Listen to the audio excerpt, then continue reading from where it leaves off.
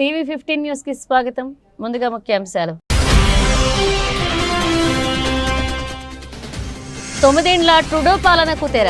Canada నూతన ప్రధానిగా పగ్గాలు చేపట్టనున్న మార్క్ కార్నీ.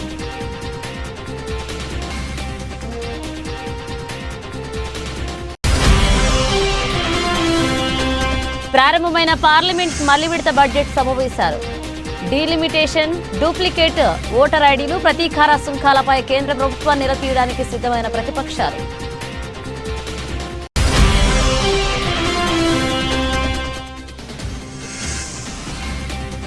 రోదస్లో తొలిసారి వాణిజ్య నిఘా.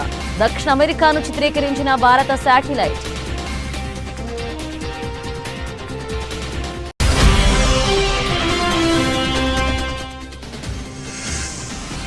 వైద్యురాలితో అసభ్య ప్రవర్తన. తమ్మయ్య బాబును సస్పెండ్ చేసిన జనసేనాని.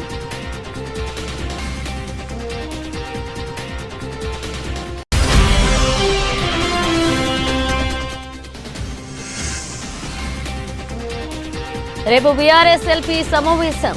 బడ్జెట్ సమావేశాలపై దిశానిర్దేశం చేయనున్న కేసీఆర్.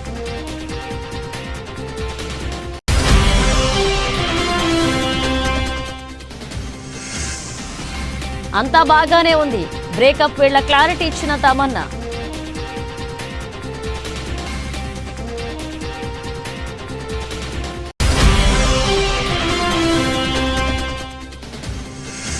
ఛాంపియన్స్ ట్రోఫీ ప్రజెంటేషన్ సెరమనీపై వివాదం.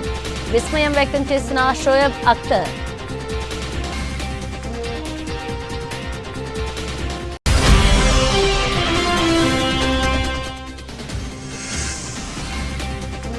లాభాలతో ప్రారంభమైన స్టాక్ మార్కెట్లు. 22,600 మార్కు దాటిన నిఫ్టీ. కెనడాలో 9 ఏళ్లు జస్టిన్ ట్రూడో పాలనకు తెరపడింది. ఆ దేశ నూతన ప్రధాని మంత్రిగా మార్క్ కార్నీ ఎన్నికయ్యారు. జస్టిన్ ట్రూడో ప్రధాని పదవి నుంచి తప్పుకొనున్నట్లుగా గత జనవరిలో ప్రకటించిన విషయం తెలిసింది. నేపథ్యంలో అధికార లిబరల్ పార్టీ సారథి ఎన్నిక అనివార్యమైంది. ఇందులో బ్యాంక్ ఆఫ్ కెనడా మాజీ గవర్నర్ 59 ఏండ్ల మార్క్ కార్నీ విజేతగా నిలిచారు. దీంతో దేశ 24వ ప్రధానిగా పాలనా పగ్గాలు చేపట్టనున్నారు. ప్రధాని పదవి కార్నీతో సహా 4 పోటీ పడ్డారు. 1,50,000 మంది పార్టీ సభ్యులు ఓటింగ్లో పాల్గొనున్నారు. ఇందులో కార్నీకు 1,30,674 ఓట్లు వచ్చాయి. ఇవి మొత్తం ఓట్లలో 85.9తో సమానం. 11,134 ఓట్లతో క్రిస్టియా ఫ్రీలాండ్ రెండవ స్థానంలో నిలిచారు. కరీనా గౌల్జ్కు 4,785 ఓట్లు, ఫ్రాంక్ బెలిస్కు 4,038 ఓట్లు పోలయ్యాయి. ఈ భారీ విజయంతో లిబరల్ పార్టీ నాయకత్వ బాధ్యతలను కార్నీ త్వరలో చేపట్టనున్నారు. డొనాల్డ్ ట్రంప్ నుంచి సుంకాల ముప్పు ఎదుర్కొంటున్న వేళ ఆర్థిక రంగంలో అపారమైన అనుభవం ఉన్న కార్నీపై కెనడా ప్రజలు భారీ ఆశలు పెట్టుకున్నారు. కార్నీ పూర్తి పేరు మార్క్ జోసెఫ్ కార్నీ. ఆయన 1965 మార్చి 16న నార్త్ వెస్ట్ టెరిటోరీస్లోని ఫోర్ట్ స్మిత్లో జన్మించారు. హార్వర్డ్ విశ్వవిద్యాలయం నుంచి ఆర్థిక శాస్త్రంలో బ్యాచిలర్ డిగ్రీని అందుకున్నారు. అనంతరం ఆక్స్ఫర్డ్ వర్సిటీలో మాస్టర్స్, డాక్టరేట్ డిగ్రీలను సాధించారు. 13 ఏండ్ల పాటు గోల్డ్మెన్ సాచ్స్లో పనిచేశారు. 2003లో బ్యాంక్ ఆఫ్ కెనడా డిప్యూటీ గవర్నర్గా ఎన్నికయ్యారు. 2004లో కెనడా ఫైనాన్స్ డిపార్ట్మెంట్లో సీనియర్ అసోసియేటెడ్ డిప్యూటీ మినిస్టర్గా బాధ్యతలు చేపట్టారు. అనంతరం 2008 నుంచి 2013 వరకు కెనడా బ్యాంక్ 8వ గవర్నర్గా సేవలందించారు. ఆ సమయంలో ఆర్థిక సంక్షోభాన్ని సమర్థవంతంగా ఎదుర్కొన్నారు. ప్రపంచ ఆర్థిక వ్యవస్థ స్థిరీకరించడానికి అవసరమైన చర్యలను సమన్వయపరచడంలో కీలకంగా వ్యవహరించి ప్రశంసలు అందుకున్నారు. My government will put into action our plan to build a stronger economy, to create new trading relationships with reliable trading partners. And my government will keep our tariffs on until the Americans show us respect. We will ensure that all the proceeds from our tariffs will be used to protect our workers. In America, healthcare is a big business. In Canada, it is a right. America is a melting pot. Canada is a mosaic. And Canada never, ever will be part of America in any way, shape, or form. So Donald Trump thinks he can weaken us with his plan to divide and conquer. Pierre Poilievre's plan will leave us divided and ready to be conquered. Because a person who worships at the altar of Donald Trump will kneel before him, not stand up to him. A plan that makes us an energy superpower in both clean and conventional energy.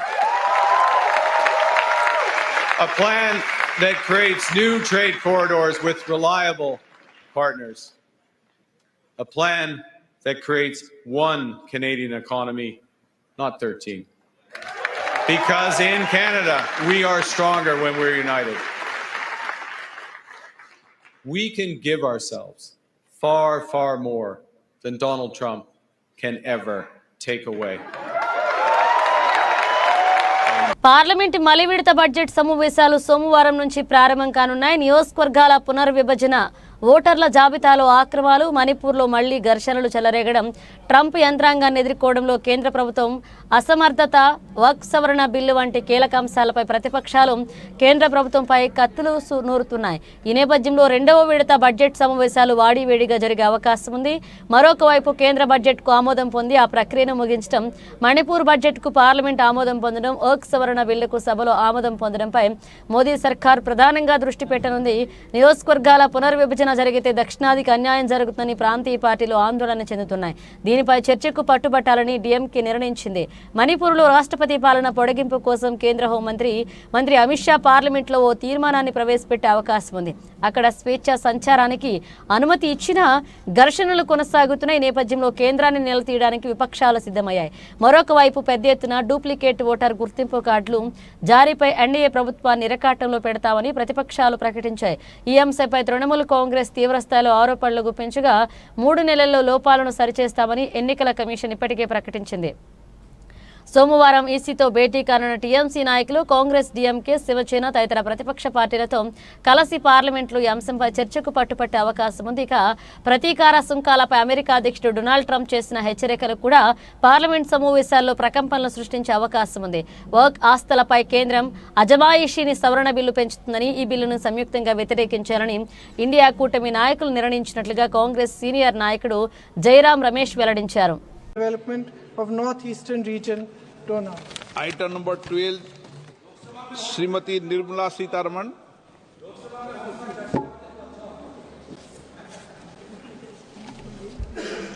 Sir, with your permission, I rise to present a statement, Hindi and English versions, showing supplementary demand for grants, second batch for 24-25. Item number 13, Srimati Nirmala Sitharaman. Sir, with your permission again, I rise to present a statement, Hindi and English versions, showing demands for excess grants for the year 21-22. Item number 14, Srimati Nirmala Sitharaman ji. Sir, with your permission, I rise again to present a statement, Hindi and English versions of the estimated receipts and expenditure of the state of Manipur for the year 25-26. Item number 15, Srimati Nirmala Sitharaman. Sir, again, I rise to present a statement, Hindi and English version, showing the supplementary demands for grants in respect of the state of Manipur for the year 24-25. ప్రపంచంలోనే మొట్టమొదటి వాణిజ్య అంతరిక్ష నిఘా ఉపగ్రహం కార్యకలాపాలు శనివారం ప్రారంభమయ్యాయి. దీనిని space camera for object tracking అంటారు. ఈ నిఘా ఉపగ్రహం భూకక్షలోకి తిరుగుతూ భూమిపై గల 5 సెంటీమీటర్ల వస్తువును సైతం చిత్రీకరించగలదు. దీనిని భారత స్టార్టప్ దిగంతర జనవరి 14న ఎలన్ మస్క్ కు చెందిన స్పేస్ ఎక్స్ ట్రాన్స్పోర్టర్ 12 రాకెట్ ద్వారా ప్రయోగించింది. ఈ ఉపగ్రహం తన పనిలో భాగంగా మొదట దక్షిణ అమెరికాలోని బ్యూనాస్ ఎయిర్స్ నగరాన్ని చిత్రీకరించింది. తమ శాటిలైట్ పంపిన మొదటి చిత్రం కేవలం సాంకేతిక పరమైన మైలురాయి మాత్రమే కాదు అని, అంతకన్నా ఎక్కువ అని దిగంధర CEO అనిరుద్ శర్మ తెలియజేశారు.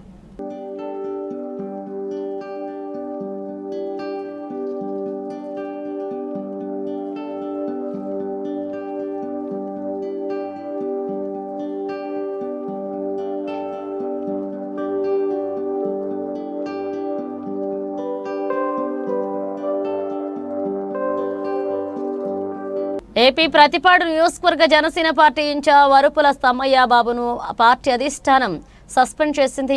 ఉమెన్స్ డే రోజు మహిళా వైద్యురాలతో దురుసుగా ప్రవర్తించినందుకు క్రమశిక్షణా చర్యలు తీసుకుంది. జనసేన పార్టీ వేములపాటు అజయ్ దీనిపై అధికారిక లేఖ విడుదల చేశారు. ప్రతిపాడు సిహెచ్సి ఘటనపై అందిన నివేదికలు వివరణలు పరిగణలోకి తీసుకుని ఈ నిర్ణయం తీసుకున్నట్లుగా తెలిపారు. విధి నిర్వహణలో ఉన్న ప్రతిపాడు సిహెచ్సి వైద్యులు శ్వేత పట్ల అనుచితంగా ప్రవర్తించి దుర్భాషలాడిన ఘటన దురదృష్టకరమని పేర్కొన్నారు.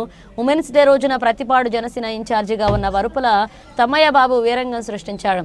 ప్రతిపాడు పిహెచ్సికి వెళ్లిన వరుపుల తమ్మయ్య బాబు మహిళా డాక్టర్ సిబ్బందితో దురుసుగా వ్యవహరించాడు. సిహెచ్సి డాక్టర్ రోడ్డు ప్రమాదంలో గాయపడిన వారికి వైద్యం చేస్తుండగా బాధితుల వివరాలు తమ్మయ్య బాబుకు చెప్పాలి అంటూ జనసేన కార్యకర్తలు డాక్టర్కు ఫోన్ ఇచ్చేందుకు ట్రై చేశారు.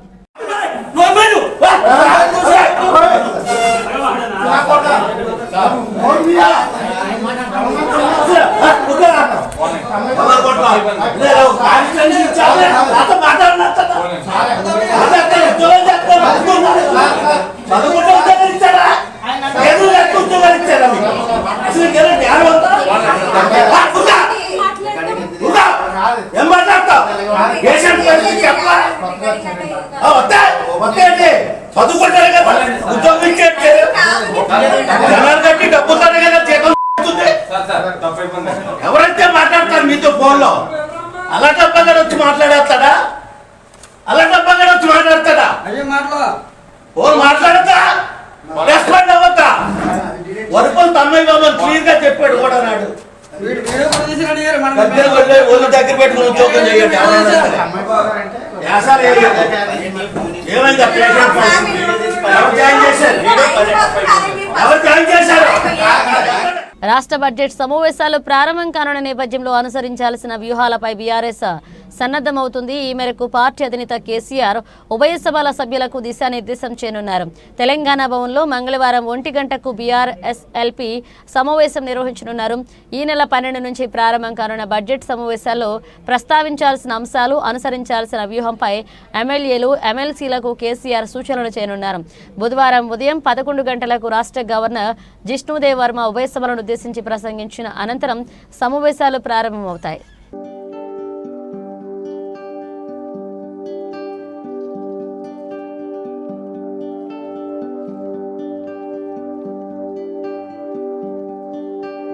తమన్నా గురించి తెలుగు ప్రేక్షకులకు ప్రత్యేక పరిచయాలు అవసరం లేదు. మంచు మనోజ్ హీరోగా వచ్చిన శ్రీ సినిమాతో పరిచయమైన ఈ ముద్దుగుమ్మ ఆ తర్వాత ఎన్నో చిత్రాలతో కనిపించి మెప్పించింది. ప్రస్తుతం తెలుగు సినిమాలతో పాటుగా హిందీ వెబ్ సిరీస్, హిందీ సినిమాలతో కూడా బిజీగా ఉంది తమన్నా. అయితే కొద్ది రోజుల క్రితమే తమన్నా తనతో పాటు లాస్ట్ స్టోరీస్ 2లో కనిపించిన విజయ్ వర్మతో ప్రేమలో పడిన సంగతి తెలిసిందే. వీరిద్దరూ కొద్ది రోజుల తర్వాత వీరి ప్రేమ సంగతి అధికారికంగా ప్రకటించారు. అంతేకాదు ఎన్నో ఈవెంట్స్లో కలిసిమెలిసి కనిపించారు. ఇంతలోనే ఏమైందో తెలియదు కానీ విజయ్ వర్మ తమన్నా మధ్య కొన్ని అభిప్రాయ భేదాలు రావడం వల్ల వీరిద్దరూ విడిపోయారు అన్న వార్తలు జోరందుకున్నాయి. ఈ క్రమంలో ప్రస్తుతం తమన్నా షేర్ చేసిన ఫోటోలు కాస్త తెగ వైరల్ అవుతూ అందరినీ ఆశ్చర్యపరుస్తున్న షుగర్ స్పేస్ అంత మంచిగానే ఉంది అంటూ క్యాప్షన్ పెట్టి తమన్నా ఫోటోలు షేర్ చేసింది. ఈ ఫోటోలలో Tamannaah black and red dress లో కనిపించి అందరినీ ఆకట్టుకుంది. అయితే బ్రేకప్ వార్తలు వస్తున్న ఈ క్రమంలో అంతా బాగానే ఉంది అని క్యాప్షన్ పెట్టి తమన్నా ఫోటోలు షేర్ చేయడంతో ప్రస్తుతం ఇవి కాస్త వైరల్ అవుతున్నాయి.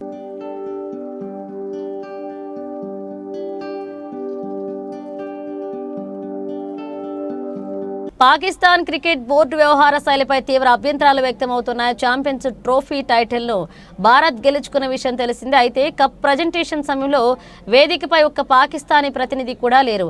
వాస్తవానికి ఛాంపియన్స్ ట్రోఫీని ఈసారి ఆర్గనైజ్ చేసింది పాకిస్తాన్ క్రికెట్ బోర్డే. కానీ ఆదివారం రాత్రి దుబాయ్ స్టేడియంలో జరిగిన బహుమతి ప్రదానోత్సవ కార్యక్రమంలో పాకిస్తాన్ ప్రతినిధి లేకపోవడం పట్ల విమర్శలు వస్తున్నాయి. న్యూజిలాండ్పై ఉత్కంఠ భరిత ఫైనల్లో 4 వికెట్ల తేడాతో ఇండియా నెగ్గింది. ఐసీసీ చైర్మన్ జేషా చేతుల మీదుగా కప్ను రోహిత్ సేన అందుకున్నది. అయితే ప్రజెంటేషన్ వేదికపై బీసీసీఐ అధ్యక్షుడు రోజర్ బిన్ని, కార్యదర్శి Devajit Saikia, New Zealand cricket director Roger Twose కూడా పాల్గొన్నారు. కానీ టోర్నీకి ఆతిథ్యం ఇచ్చిన పాకిస్తాన్ ప్రతినిధులు ఎవరూ ప్రజెంటేషన్ సమయంలో లేకపోవడం విస్మయానికి గురిచేసింది. PCB chief operating officer Sumair Ahmad దుబాయ్లోనే ఉన్న ఆయన ఆ కార్యక్రమంలో పాల్గొనలేకపోవడం అనుమానాలు వ్యక్తమవుతున్నాయి. Pakistan cricket board chairman Mohsin Naqvi దుబాయ్కు వెళ్లలేదు. కేంద్ర మంత్రితో అత్యవసర భేటీ వల్ల ఆయన దుబాయ్కు వెళ్లలేదని తెలుస్తోంది. ఇస్లామాబాద్లో జరుగుతున్న పార్లమెంట్ సమావేశాల్లో బిజీగా ఉన్నట్లుగా ఐసీసీకి ఆయన సమాచారం ముందుగానే అందజేశారు. ప్రజెంటేషన్ సమయంలో ఒక పాకిస్తాన్ అధికారి లేకపోవడం పట్ల మాజీ ఫాస్ట్ బౌలర్ షోయబ్ అఖ్తర్ ఆశ్చర్యాన్ని వ్యక్తం చేశారు. స్టేజ్ సెరమనీకి కనీసం ఒక్క పీసీబీ ప్రతినిధి వెళ్లకపోవడం వెనుక ఉన్న కారణం అర్థం కావడం లేదని షోయబ్ అఖ్తర్ పేర్కొన్నాడు. ఐసీసీ ఛాంపియన్స్ ట్రోఫీని ఇండియా గెలిచింది వాస్తవమే అని, కానీ పాకిస్తాన్ ఆ టోర్నీకి నిర్వహించిందని, కానీ ట్రోఫీ ప్రజెంటేషన్కు ఒక పీసీబీ ప్రతినిధి వెళ్లకపోవడం విస్మయానికి గురిచేస్తుందన్నారు. తన ఎక్స్ అకౌంట్లో ఈ అంశంపై ఓ వీడియోను పోస్ట్ చేశాడు. పోడియంపైకి ఎవరు రావాలన్నా దానిపై ఐసీసీ తుది నిర్ణయం తీసుకుంటుందని, కానీ పీసీబీ ప్రతినిధి సుమేర్ అక్కడే ఉన్న ఆయన తన పోడియం మీదకు పిలవలేదని ఆరోపణలు ఉన్నాయి. आईसीसी चैंपियंस ट्रॉफी हिंदुस्तान ने जीत ली है और एक अजीब सी चीज मैंने देखी है कि पाकिस्तान क्रिकेट बोर्ड का कोई नुमाइंदा यहाँ खड़ा नहीं था. पाकिस्तानी चैंपियंस ट्रॉफी होस्ट कर रहा था और पाकिस्तान का कोई भी नुमाइंदा यहाँ पे नहीं खड़ा था. ये बात मेरी समझ से बाहर है. कोई रिप्रेजेंट करने क्यों नहीं आया ट्रॉफी और कोई देने यहाँ पे क्यों नहीं आया. It is beyond me. Point to think about it please. World stage है, यहाँ पे आपको होना चाहिए था, but sadly I could not see any Pakistan cricket board member out there. और ये hosted by us and yet there is nobody there. Think about it. Feeling very down to see that. దేశీయ మార్కెట్లు ఈ వారాన్ని లాభాలతో ప్రారంభించే అంతర్జాతీయ మార్కెట్ల నుంచి మిశ్రమ సంకేతాలు ఉన్నప్పటికీ కనిష్ట స్థాయిలో కొనుగోళ్ల సూచీలకు మద్దతుగా నిలుస్తున్నాయి. ఈ ప్రభావంతో సోమవారం ట్రేడింగ్ మార్కెట్లు లాభాల్లో కొనసాగుతున్నాయి. సెన్సెక్స్ 200 పాయింట్లకు పైగా పెరిగి నిఫ్టీ 22,600 మార్కును దాటింది. ఉదయం 9:30 గంటల సమయానికి సెన్సెక్స్ 227 పాయింట్లు పెరిగి 74,560 వద్ద ట్రేడ్ అవుతుండగా నిఫ్టీ 72 పాయింట్ల లాభంతో 22,625 వద్ద కొనసాగుతుంది. డాలర్తో రూపాయి మారకం విలువ 34 పైసలు పడిపోయి 87.29గా నమోదైంది. నిఫ్టీలో Sun Pharma, Bharat electronics, Bajaj finance, Adani enterprises, JSW steel షేర్లు లాభపడుతుండగా IndusInd bank, Mahindra, LNT, Bajaj auto, ITC షేర్లు ఒత్తిడిని ఎదుర్కొంటున్నాయి. ఆసియా పసిఫిక్ మార్కెట్లు సోమవారం మిశ్రమంగా కదలాడుతున్నాయి. జపాన్ నిక్కీ 0.57%, దక్షిణ కొరియా కోస్పి 0.47%, ఆస్ట్రేలియా ఏఎస్ఎక్స్ సూచీ 0.2% మేర లాభాల్లో ఉంటే హాంగ్ సెంగ్ సూచీ 1.69% నష్టాల్లో ట్రేడ్ అవుతుంది. మరొక వైపు అమెరికా మార్కెట్లు గత శుక్రవారం లాభాలతో ముగిశాయి. S&P 500 0.55%, నాస్డాక్ 0.7%, డోజోన్స్ 0.52% పెరిగాయి.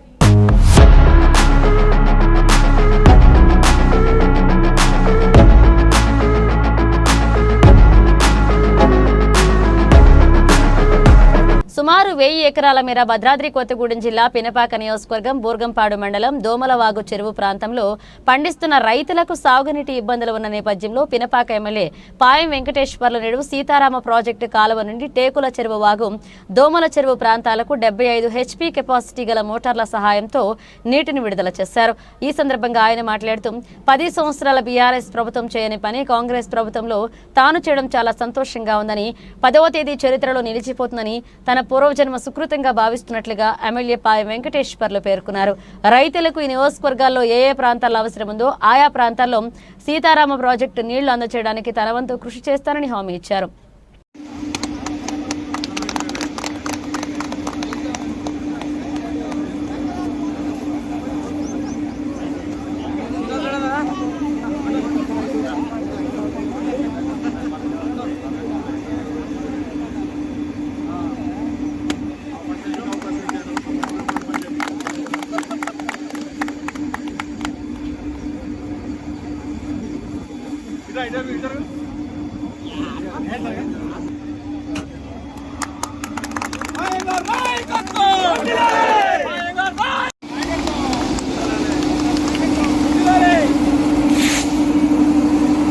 అనకాపల్లి జిల్లా పరవాడ మండలం జవహర్లాల్ నెహ్రూ ఫార్మా పరిశ్రమలలో భద్రతా ప్రమాణాలు పాటించాలని సిఐటియు జిల్లా ఉపాధ్యక్షులు గణిశెట్టి డిమాండ్. పరవాడ ఫార్మాసిటీలు అనకాపల్లి జిల్లాలో 205 ఫార్మా పరిశ్రమలు ఉత్పత్తి చేస్తున్నాయని వీటిలో అధిక ప్రాధాన్యత భద్రతకి ఇవ్వాల్సిన అవసరం ఉందని, కానీ యాజమాన్యాలు భద్రతని గాలికి వదిలేస్తున్నారని, భద్రతా ప్రమాణాలు పాటించాలని సిఐటియు జిల్లా ఉపాధ్యక్షులు గనిశెట్టి సత్యనారాయణ డిమాండ్ చేశారు.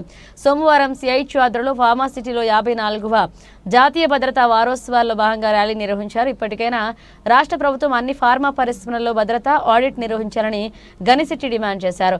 ప్రమాదాలు జరిగినప్పుడు ఏర్పాటు చేసిన కమిటీ నివేదికను వెంటనే బయటపెట్టాలని డిమాండ్ చేశారు. ఈ కార్యక్రమంలో సిఐటియు నాయకులు పి చిన్నారావు, కేదర్బాబు, కృష్ణ పాల్గొన్నారు. ప్రమాణాలు పాటించాలి, భద్రతా ప్రమాణాలు పాటించాలి, భద్రతా ప్రమాణాలు పాటించాలి, భద్రతను పాటిద్దాం, భద్రతను పాటిద్దాం. అన్ని ఫార్మా పరిశ్రమలో భద్రతా ప్రమాణాలు పాటించాలి. జిందాబాద్ సిఐటియు, జిందాబాద్ సిఐటియు.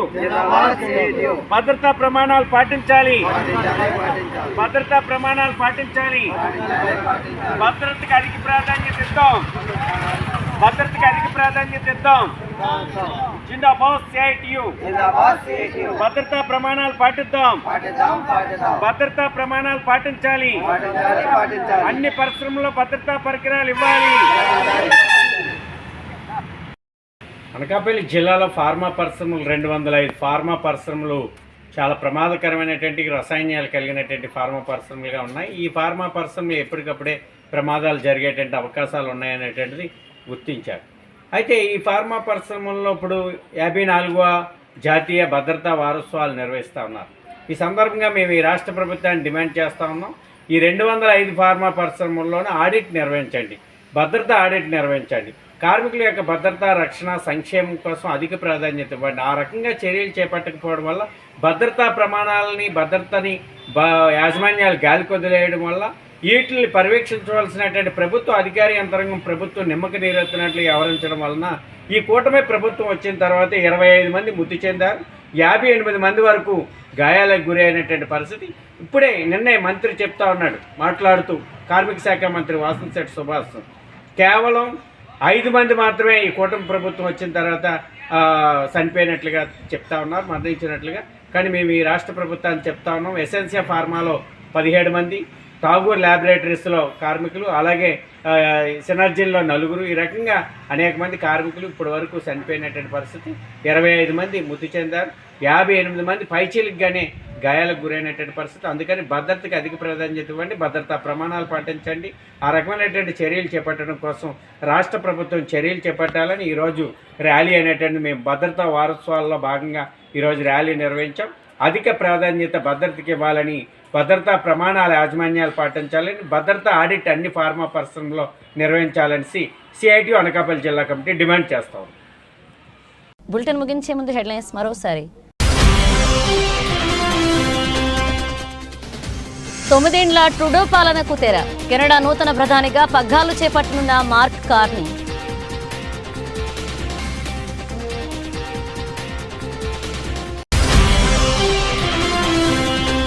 ప్రారంభమైన పార్లమెంట్ మళ్లీ విడత బడ్జెట్ సమావేశాలు. డీలిమిటేషన్, డూప్లికేట్ ఓటర్ ఐడీలు, ప్రతీకార సుంకాలపై కేంద్ర ప్రభుత్వాన్ని నిలదీయడానికి సిద్ధమైన ప్రతిపక్షాలు.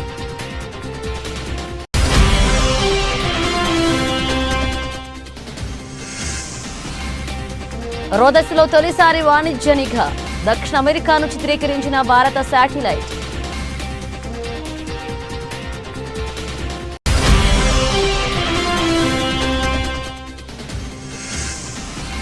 వైద్యురాలితో అసభ్య ప్రవర్తన. తమ్మయ్య బాబును సస్పెండ్ చేసిన జనసేనాని.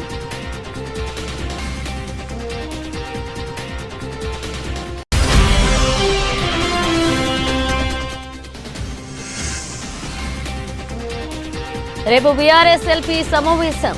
బడ్జెట్ సమావేశాలపై దిశానిర్దేశం చేయనున్న కేసీఆర్.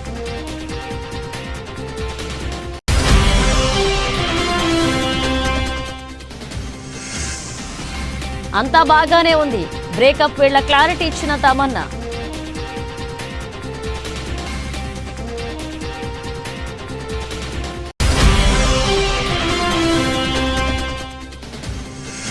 ఛాంపియన్స్ ట్రోఫీ ప్రజెంటేషన్ సెరమనీపై వివాదం. విస్మయం వ్యక్తం చేసిన షోయబ్ అఖ్తర్.